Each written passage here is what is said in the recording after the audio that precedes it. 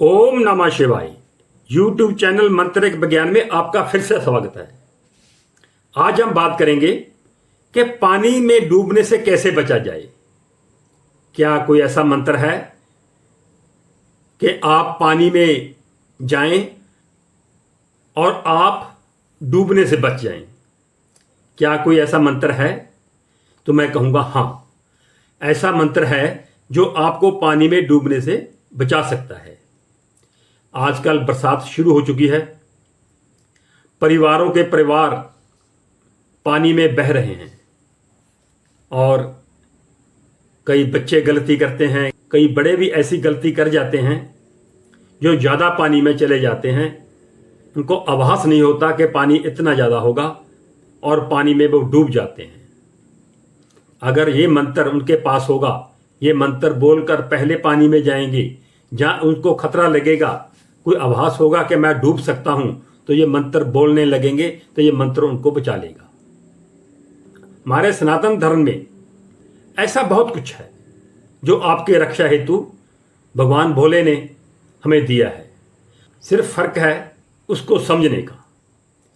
हिंदू धर्म में ग्रंथों के अनुसार मनुष्य का शरीर जो है वो 5 तत्व से बना हुआ है: वायु, अग्नि, पृथ्वी, जल और आकाश। जल सबसे अधिक महत्वपूर्ण है क्योंकि जल के बिना जीवन संभव नहीं है। यही कारण है कि हिंदू धर्म में की जाने वाली पाठ पूजा आदि में भी लोटे में जल रखा जाता है। जल के बगैर कोई पूजन शुरू नहीं होता और संपूर्ण नहीं होता। शास्त्रों के अनुसार जल के स्वामी वरुण देव हैं। भगवान श्री गणेश जी को भी जल का देवता कहा जाता है।